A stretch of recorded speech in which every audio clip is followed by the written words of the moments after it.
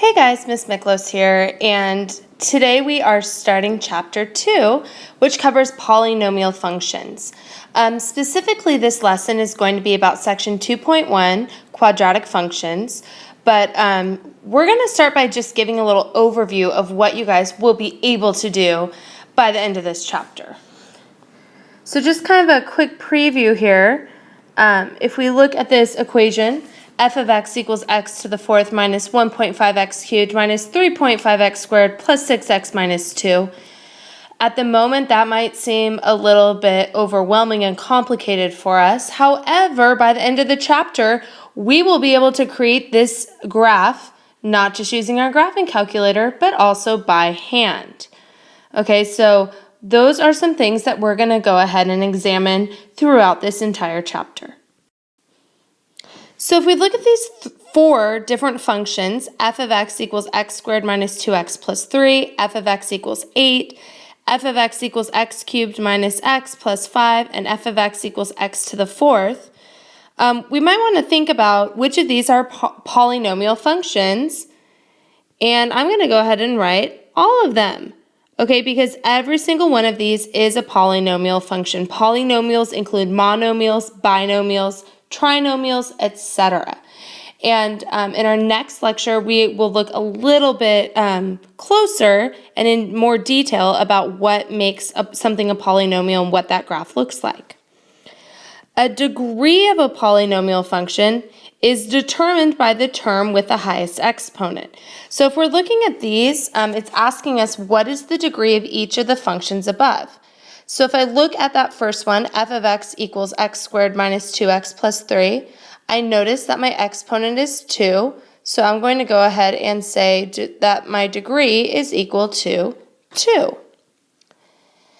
The next one looks kind of strange, and I actually think this is the toughest problem that we'll see. F of x equals 8. You guys may remember that anything to the 0 power is 1. So whenever we see something that is just a constant, and we actually know that this equation would be a horizontal line, that means our degree is 0. Moving right along here, this next one, it says x cubed minus x plus 5. If I look this time, my degree is 3. And then last but not least, f of x equals x to the fourth, my degree is 4. And the reason why degree is important, we will learn, and you guys may already remember this, but a degree tells us the maximum number of real zeros. It also tells us the degree minus 1 is the maximum number of relative extrema. And if you don't know that today, that's fine. We did learn that a little bit last year, and we will definitely talk about that in the next lecture. So today that we are specifically working with quadratic functions, and what you will see is a lot of what we're going to do is an Algebra 2 review. And that doesn't mean I'm saying it should be super easy. It's just going to be a lot of the concepts we covered over Algebra 2. We're kind of building on that. So first, any second degree polynomial is called a quadratic function, and its graph is called a parabola. And we did work with parabolas last year and even last chapter. And I just want to point out the two different terms we have, or the two different forms. We have our general form, f of x equals ax squared plus bx plus c. And then we also have our standard form, or we often call this our vertex form. And this is easier when we're trying to get the characteristics of the graph, okay?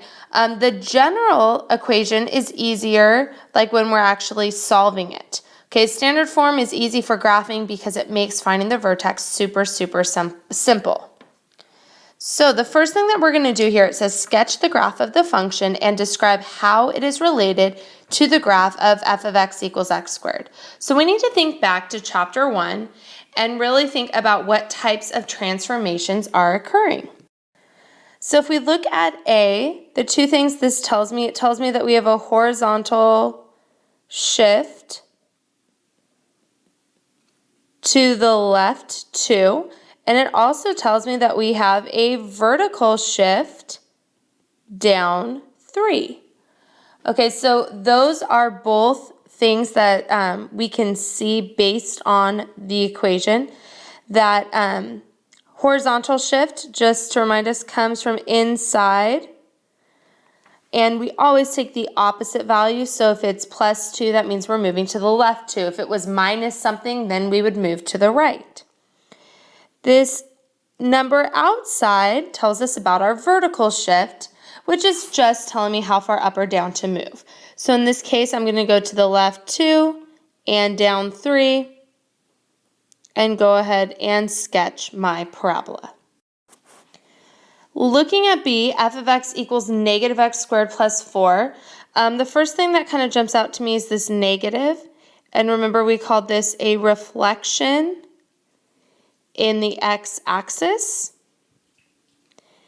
And then we have this plus 4, which tells me that we have a vertical shift up 4.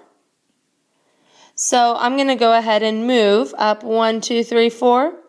And then instead of going up 1 and over 1, our parabola is going to be going down. So I'm going to go down 1 to the right 1, down 1 to the left 1.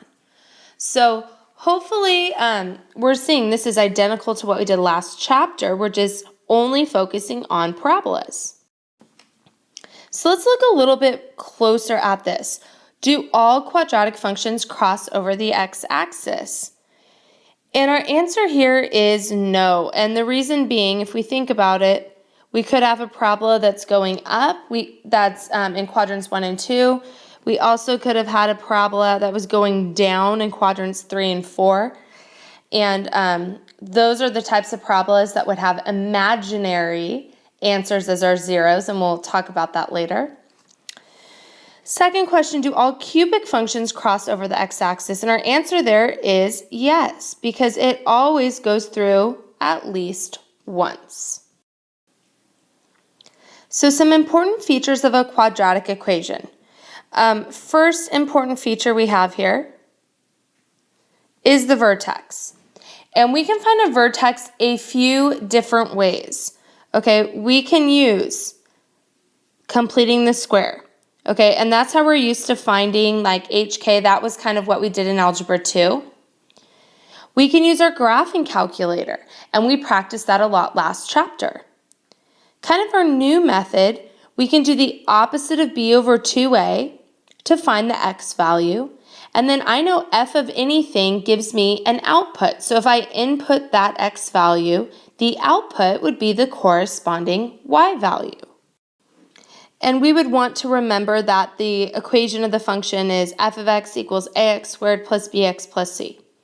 So that's a quick reminder on how we could find the vertex, and we will definitely practice that.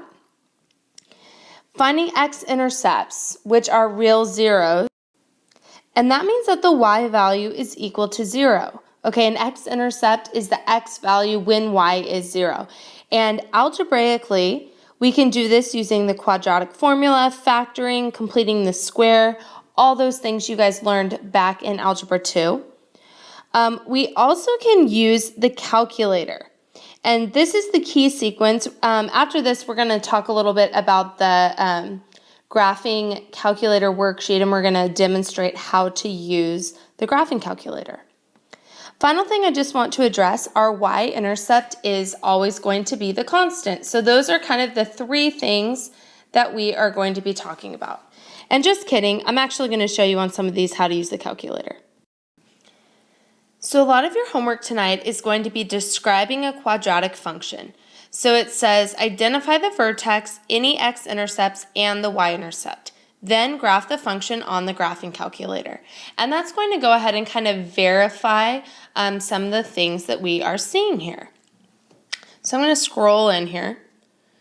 The very first thing that we want to find here, I'm going to write really small, so I need to zoom in super quick. We're going to go ahead and start by finding the vertex. Okay, and the vertex we said we can find by doing the opposite of b over 2a. Just a reminder, this is a, b, and c. So when I substitute in these values, it would be the opposite of 6 over 2 times -1, which would become 3. So that tells me that 3 is the x value of the vertex. Now to find the y value, and I'm actually going to write x equals just so we can clearly see that's where we got that from. I'm going to say y equals f of 3. So that means wherever there is an x, I'm substituting in a 3. I just want to point out here that I did the opposite of 3 squared because this says the opposite of x squared. It doesn't say the quantity negative x squared. So I have the opposite of 9, which is negative 9, plus 18 minus 8, which is 1. So that tells me that my vertex is 3, 1.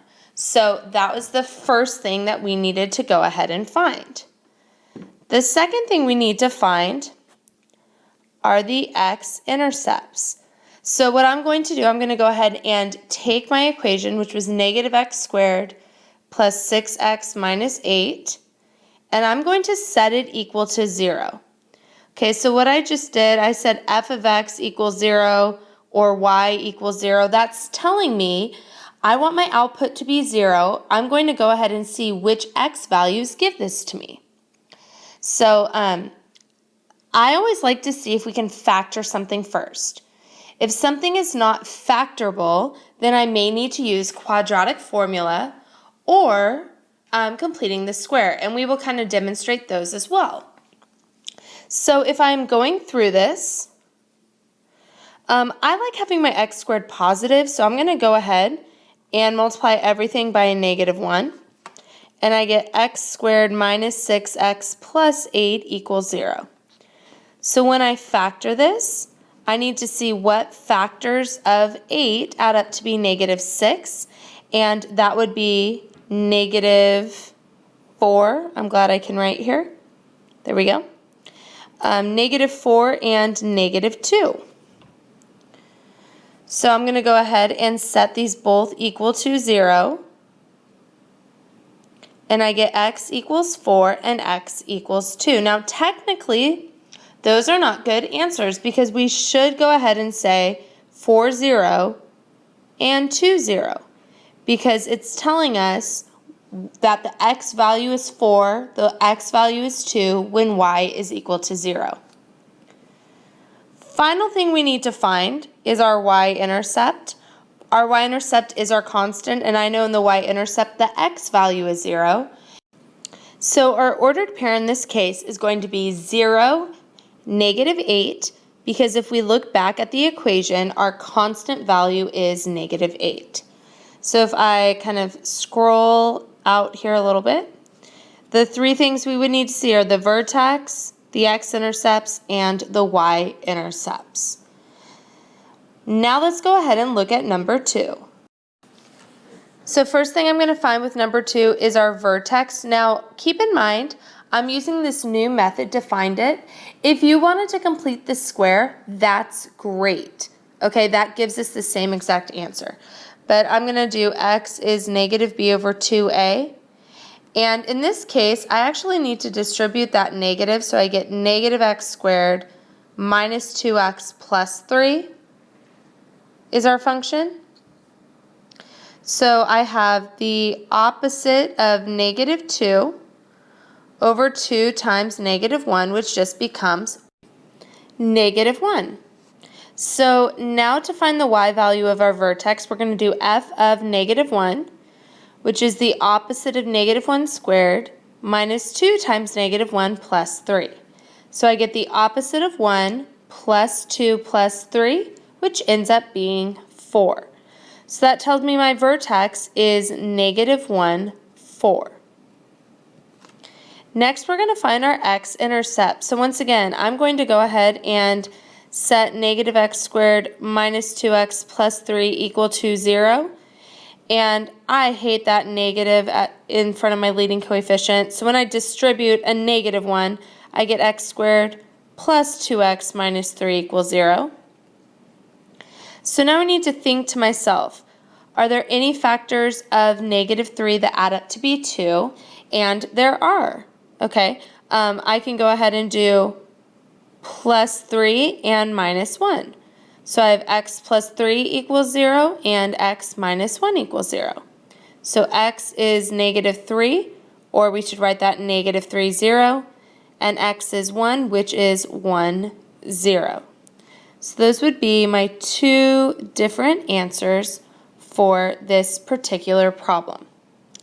Lastly, and I'm just going to move over to the side here, we need to find the y-intercept. Okay, and what can be a little bit tricky, if I look back at our original equation, you guys might want to say negative 3, but technically I need to distribute this negative first. So our constant value is actually 3. So our y-intercept would be at 0, 3. So once again, we're seeing that we can find our vertex, our x-intercept, and our y-intercept all algebraically. After we go through all 4 of these problems, I'm going to go back and kind of show you guys how to use the graphing calculator. Okay, number 3 here. So once again, we're going to start by trying to find the vertex. So our x value is the opposite of b over 2a, which is negative 8 over 2 times 2. Negative 8 over 4 is negative 2. Our y value is f of negative 2, so I would get 2 times negative 2 squared plus 8 times negative 2 plus 17. And when I do all that work, I end up getting 9. So our vertex is negative 2, 9.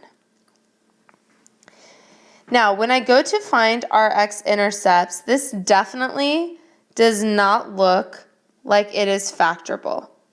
And just kind of a reminder, our shortcut in seeing if we could factor something when we have a leading coefficient other than 1 is to multiply the leading coefficient by the constant. And if we can find factors that add up to be this middle coefficient, then we know it's factorable. In this case, 2 times 17 is 34. There are no factors of 34 that add up to be 8. So I'm going to go ahead and use the quadratic formula. If you guys use completing the square, that's fine as well. In fact, I'm going to do that on the next problem just so you guys can see what you think is easiest.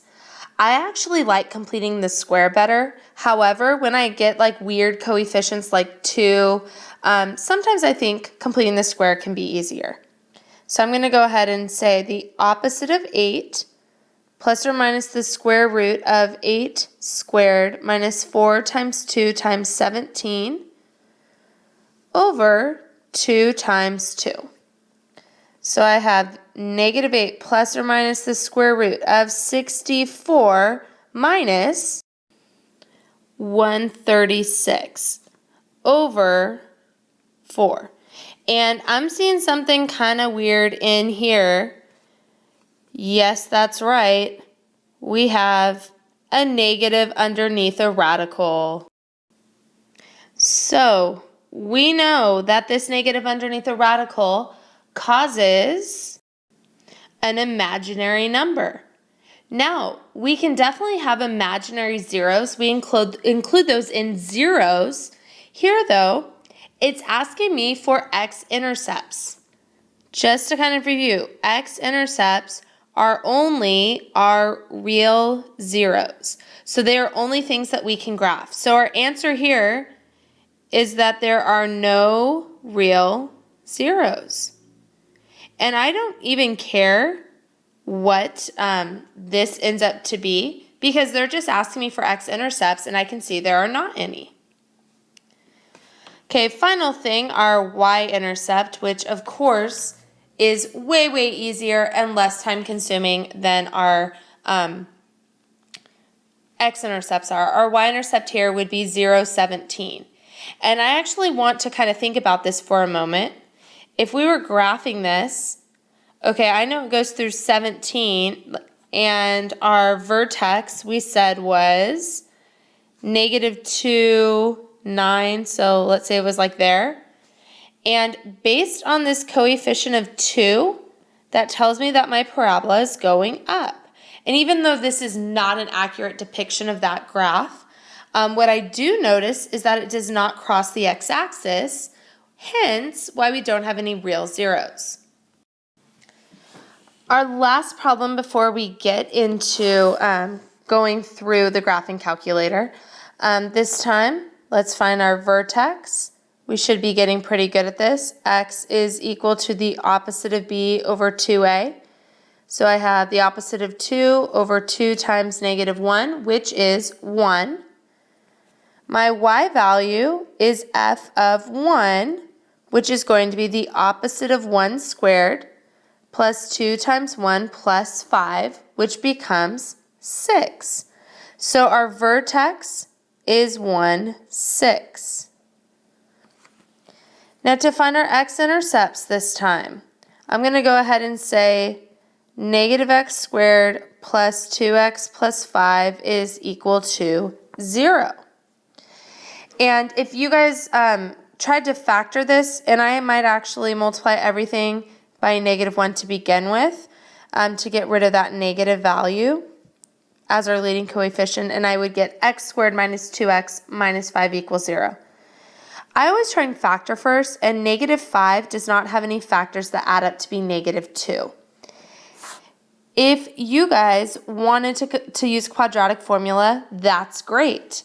I'm actually going to demonstrate completing the square on this problem though. So completing the square, the first thing we do is bump our constant over to the other side.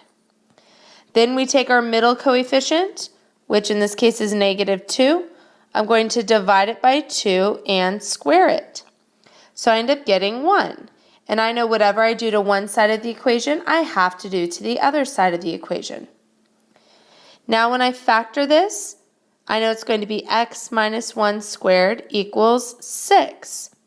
This term right here is always half of that middle coefficient. In order to get rid of a square root, in order to get rid of a squared, I need to square root both sides. And I need to remember that plus or minus out in front of my radical. So I get x minus 1 equals plus or minus radical 6. So x is equal to 1 plus or minus radical 6. So that's telling me 1 plus radical 6, 0, and 1 minus radical 6, 0. So those would be our two different answers, our two different zeros there. And if we found these on the graphing calculator, we would see that there is a decimal, equivalent decimal, and that's fine too. If you're allowed to use your graphing calculator, I'd be okay with you writing that as a decimal. Last but not least, let's find the y-intercept, and if we look, our constant value is 5. So we would say that that ordered pair is 0, 5. So algebraically, that is how we find all of our answers. Instead of doing some of the problems from the graphing worksheet, that's your homework assignment, or your suggested problems, we're going to go ahead and redo some of these same exact problems with your graphing calculator. So go ahead and grab that out right now. Hey guys, Miss Miklos, and once again, we are now using our graphing calculator here. So I went ahead and I typed in to my graphing calculator the equation for number 1. So negative x squared plus 6x minus 8. So then I'm going to press zoom 6.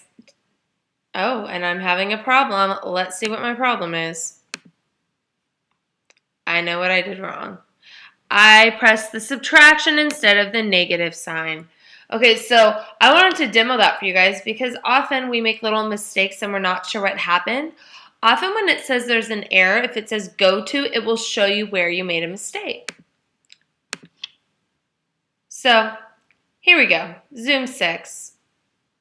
And that looks similar to what we thought our parabola would be because we did say the vertex was at 3, 1. We said our zeros were at 4, 0, and at 2, 0.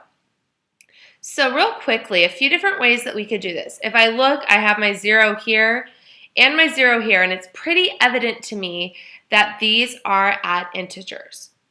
So a few things we could do. I could go ahead and press second graph, and that brings me up to my table. And I could see, okay, yeah, I'm right. When x is 2, my y value is 0. When x is 4, my y value is 0. And if yours are not going in integers here, you can always press second window to get that table set up. And the table start just tells me where my table is going to start at. What's really important is delta table, the change in the table. For this, I would want it at 1 or maybe like 0.5 or something like that, so I could easily see all the integers. Second way we could do this, if I press trace, I could physically type in x equals 2 and press enter. And it tells me down below here that 2, 0 is a solution. If I press 4, 4, 0, that tells me it is a solution. Okay, so those are some shortcuts if we have integers as our zeros. Unfortunately, we don't always have integers, like number 4 that we went through on the notes. So the other method, if I press second trace, and remember this is where we went for mins and maxes, I'm going to choose option 2, which is 0. And the answers are going to be, or the questions it's asking me are very similar to what it asked when we found a min or a max, because it's asking me, is it left bound? Left bound. And what that's saying is, are we to the left of where the 0 is? And one of my zeros is here, one of my zeros is here. I normally work from left to right, but it really doesn't matter. The thing I want to point out is as a function crosses through the x-axis, the y values change from negative into positive or from positive into negative. And that becomes important because I need to pay attention to this y value to see if something is to the left of where the 0 is. And what I mean by that, if I'm moving to the left, okay, I think the 0 is right around here. Now to know for sure if I'm to the left of the 0, I notice these y values are all negative. So I need to pay attention. As soon as this y value gets negative, we are to the left. So I could have chosen any of those points. I could keep going further. Any of these points would work, and I would press enter. Now it's asking, are we to the right of this 0? I notice these values to the right of the 0 are positive y values. So I'm going to go ahead and move to the right of the 0. And then I'm going to press enter again for my guess.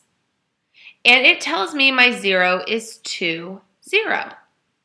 So let's demo that again with the other 0. I'm finding a 0. And it's asking me right now, am I to the left? Well, this is my 0. Right now, I'm in these positive y values. So that would be to the left of where it crosses the x-axis. So I'm going to press enter. Now it wants me to be the right. So I'm moving down to the right, which is in these negative y values. And I'm going to press enter. And I just want to point out real quickly that this is showing me that it's going to scan if there's a 0 between this line and this line. And if you don't see a 0 between those two lines, then you know that you made a mistake somewhere. Okay, some versions don't show those lines. They're there, we just don't see them, but it's doing the same concept. So I'm going to press enter, and it tells me my 0 is 4, 0. So let's go ahead and do another one, and just because I like pink, I'm going to make it in y sub 4. So I'm going to type in that our fourth function, negative, not the subtraction sign, guys. So negative x squared plus 2x plus 5.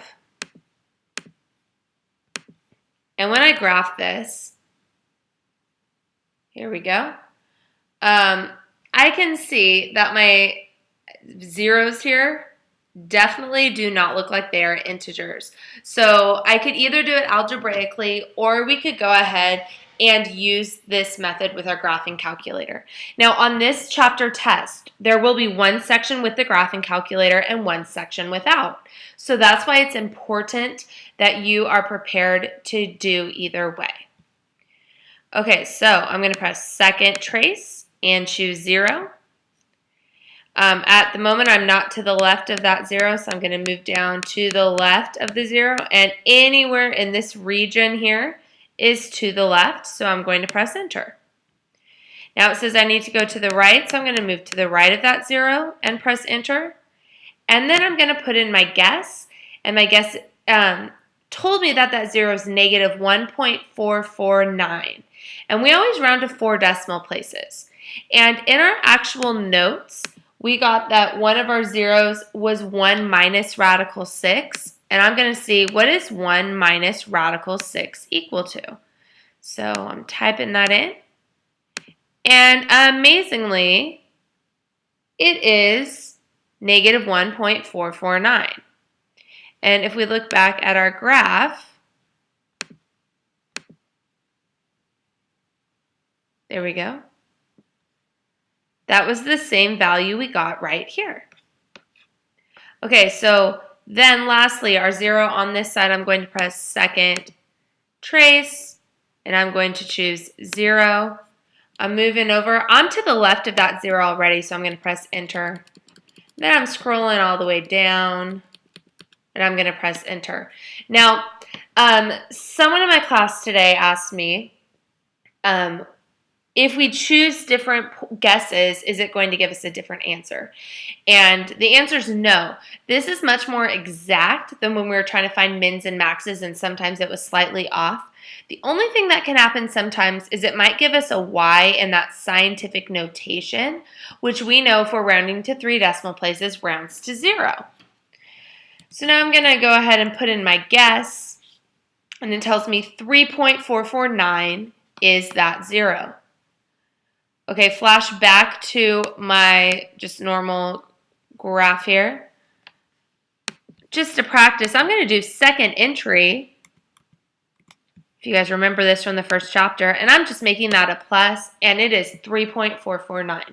So I just want to show us that whether we do it on our graphing calculator or algebraically, we do get equivalent answers.